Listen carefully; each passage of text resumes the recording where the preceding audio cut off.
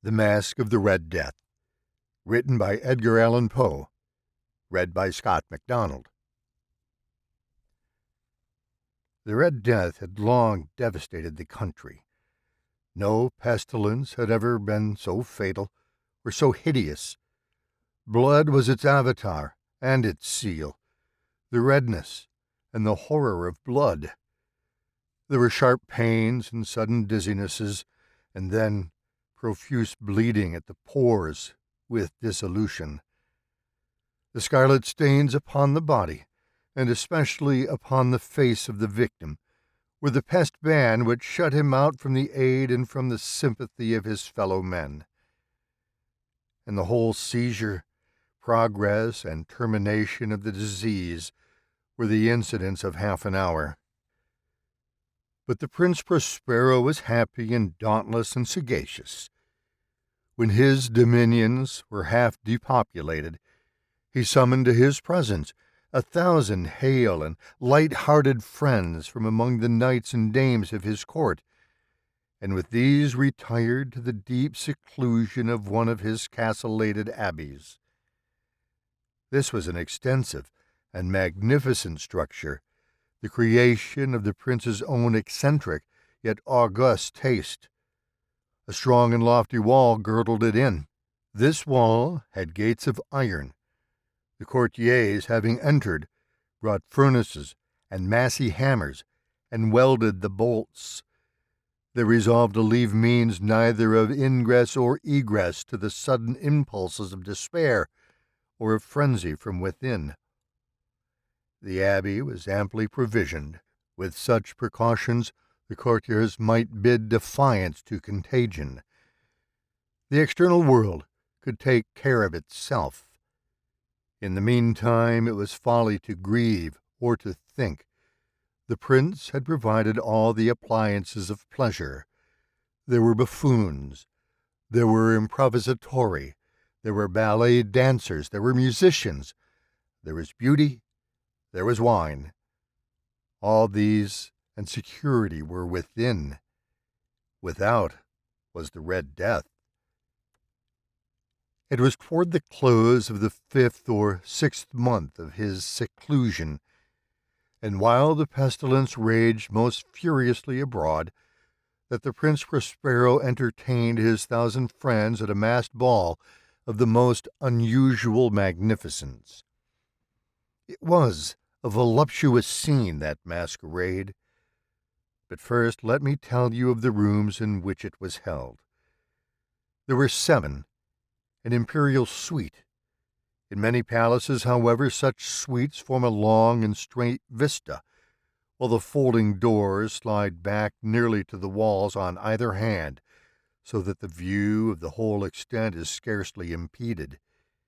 Here the case was very different, as might have been expected from the Duke's love of the bazaar. The apartments were so irregularly disposed that the vision embraced but little more than one at a time. There was a sharp turn at every 20 or 30 yards, and at each turn a novel effect. To the right and left, in the middle of each wall, a tall and narrow Gothic window looked out upon a closed corridor which pursued the windings of the suite.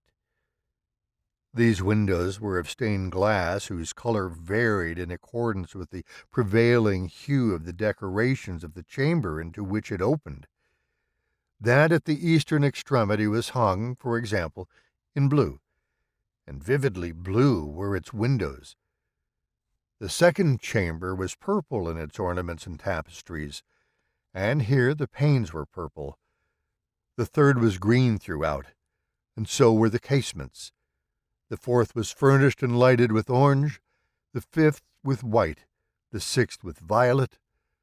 The 7th apartment was closely shrouded in black velvet tapestries that hung all over the ceiling and down the walls, falling in heavy folds upon a carpet of the same material and hue.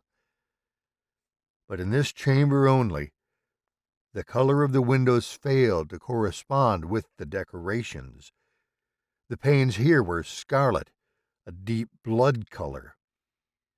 Now in no one of the 7 apartments was there any lamp or candelabrum, amid the profusion of golden ornaments that lay scattered to and fro or depended from the roof. There was no light of any kind emanating from lamp or candle within the suite of chambers. But in the corridors that followed the suite, there stood opposite to each window a heavy tripod bearing a brazier of fire that projected its rays through the tinted glass and so glaringly illumined the room. And thus were produced a multitude of gaudy and fantastic appearances. But in the western, or black chamber, the effect of the firelight that streamed upon the dark hangings through the blood-tinted panes was ghastly in the extreme, and produced so wild a look upon the countenance of those who entered, that there were few of the company bold enough to set foot within its precincts at all. It was in this apartment also that there stood, against the western wall, a giant clock of ebony. Its pendulum swung to and fro with a dull, heavy, monotonous clang. And when the minute hand made the circuit of the face, and the hour was to be stricken, there came from the brazen lungs of the clock a sound which was clear and loud and deep and exceedingly musical, but of so peculiar a note and emphasis that, at each lapse of an hour, the musicians of the orchestra were constrained to pause momentarily in their performance to hearken to the sound, and thus the waltzers perforce ceased their evolutions, and there was a brief disconcert of the whole gay company, and while the chimes of the clock yet rang, it was observed that the giddiest grew pale, and the more aged and sedate passed their hands over their brows as if in confused reverie or meditation. But when the echoes had finally ceased, a light laughter at once pervaded the assembly. The musicians looked at each other and smiled, as if at their own nervousness and folly, and made whispering vows, each to the other, that the next chiming of the clock should produce in them no similar emotion. And then, after the lapse of 60 minutes, which embraced 3,600 seconds of the time that flies, there came yet another chiming of the clock, and then there were the same disconcert and tremulousness and meditation as before. But in spite of these things, it was a gay and magnificent revel. The tastes of the Duke were peculiar. He had a fine eye for colors and effects. He disregarded the decora of mere fashion. His plans were bold and fiery, and his conceptions glowed with barbaric luster. There were some who would have thought him mad. His followers felt that he was not. It was necessary to hear and see and touch him to be sure that he was not. He had directed, in great part, the movable embellishments of the 7 chambers upon occasion of this great feat, and it was his own guiding taste which had given character to the masqueraders. Be sure they were grotesque. There were much glare and glitter and piquancy and phantasm, much of what has been since seen in Hernani. There were arabesque figures with unsuited limbs and appointments. There were delirious fancies, such as the madman fashions. There was much of the beautiful, much of the wanton, much of the bizarre, something of the terrible, and not a little of that which might have excited disgust. To and fro in the 7 chambers there stalked, in fact, a multitude of dreams. And these, the dreams, writhed in and about, taking hue from the rooms, and causing the wild music of the orchestra to seem as the echo of their steps. And anon there strikes the ebony clock which stands in the hall of the velvet, and then, for a moment, all is still, and all is silent save the voice of the clock. The dreams are stiff, frozen as they stand, but the echoes of the chime die away. They have endured but an instant, and a light, half-subdued laughter floats after them as they depart. And now again the music swells, and the dreams live and writhe to and fro more merrily than ever, taking hue from the many tainted windows through which stream the rays from the tripods. But to the chamber which lies most westwardly of the seven, there are now none of the maskers who venture, for the night is waning away, and there flows a ruddier light through the blood-colored panes, and the blackness of the sable drapery appalls, and to him whose foot falls upon the sable carpet, there comes from the near clock of ebony a muffled peal more solemnly emphatic than any which reaches their ears who indulge in the more remote gaieties of the other apartments. But these other apartments were densely crowded, and in them beat feverishly the heart of life, and the revel went whirlingly on, until at length there commenced the sounding of midnight upon the clock, and then the music ceased, as I have told, and the evolutions of the waltzers were quieted, and there was an uneasy cessation of all things as before.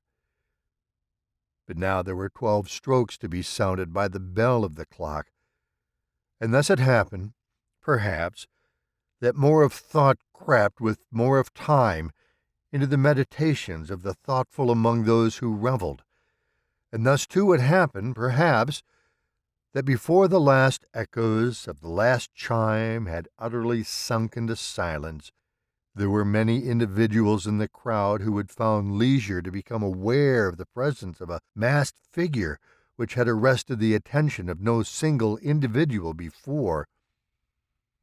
And the rumor of this new presence having spread itself whisperingly around, there arose at length from the whole company a buzz or murmur expressive of disapprobation and surprise, then, finally, of terror, of horror, and disgust.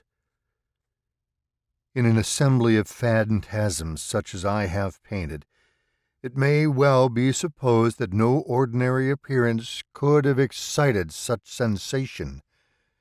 In truth, the masquerade license of the night was nearly unlimited, but the figure in question had out-Heroded Herod, and gone beyond the bounds of even the prince's indefinite decorum. There were chords in the hearts of the most reckless which could not be touched without emotion, even with the utterly lost, to whom life and death are equally jests. There are matters of which no jest can be made. The whole company, indeed, seemed now deeply to feel that, in the costume and bearing of the stranger, neither wit nor propriety existed. The figure was tall and gaunt, and shrouded from head to foot in the habiliments of the grave.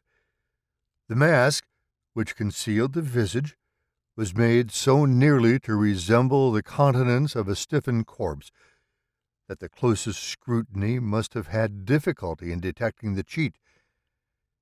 And yet all this might have been endured, if not approved, by the mad revellers around. But the murmur had gone so far as to assume the type of the Red Death. His vesture was dabbled in blood, and his broad brow, with all the features of the face, was besprinkled with the scarlet horror. When the eyes of Prince Prospero fell upon this spectral image, which with a slow and solemn movement, as if more fully to sustain its role, stalked to and fro among the waltzers, he was seen to be convulsed, in the first moment with a strong shudder either of terror or distaste, but in the next his brow reddened with rage. "Who dares?" he demanded hoarsely of the courtiers who stood near him. "Who dares insult us with this blasphemous mockery? Seize him and unmask him, that we may know whom we have to hang at sunrise from the battlements." It was in the eastern or blue chamber in which stood the Prince Prospero as he uttered these words. They rang throughout the 7 rooms loudly and clearly, for the prince was a bold and robust man, and the music had become hushed at the waving of his hand. It was in the blue room where stood the prince, with a group of pale courtiers by his side. At first, as he spoke, there was a slight rushing movement of this group in the direction of the intruder, who at the moment was also near at hand, and now with deliberate and stately step made closer approach to the speaker. But from a certain nameless awe with which the mad assumptions of the mummer had inspired the whole party, there were found none who put forth hand to seize him, so that, unimpeded, he passed within a yard of the prince's person, and while the vast assembly, as if with one impulse, shrank from the centers of the rooms to the walls, he made his way uninterruptedly, but with the same solemn and measured step which had distinguished him from the first, through the blue chamber to the purple, through the purple to the green, through the green to the orange, through this again to the white, and even thence to the violet, ere a decided movement had been made to arrest him. It was then, however, that the Prince Prospero, maddening with rage and the shame of his own momentary cowardice, rushed hurriedly through the 6 chambers, while none followed him on account of a deadly terror that had seized upon all. He bore aloft a drawn dagger, and had approached in rapid impetuosity to within 3 or 4 feet of the retreating figure, when the latter, having attained the extremity of the velvet apartment, turned suddenly and confronted his pursuer. There was a sharp cry, and the dagger dropped gleaming upon the sable carpet, upon which, instantly afterwards, fell prostrate in death the Prince Prospero. Then, summoning the wild courage of despair, a throng of the revelers at once threw themselves into the black apartment, and seizing the mummer, whose tall figure stood erect and motionless within the shadow of the ebony clock, gasped in unutterable horror at finding the grave cerements and corpse-like mask which they handled with so violent a rudeness untenanted by any tangible form. It now was acknowledged the presence of the Red Death. He had come like a thief in the night, and one by one dropped the revelers in the blood-bedewed halls of their revel, and died each in the despairing posture of his fall. And the life of the ebony clock went out with that of the last of the gay, and the flames of the tripods expired, and darkness and decay and the Red Death held illimitable dominion over all. This has been The Masque of the Red Death, written by Edgar Allan Poe, originally published in Graham's Magazine, May 1842. This is Scott MacDonald. Thank you for listening.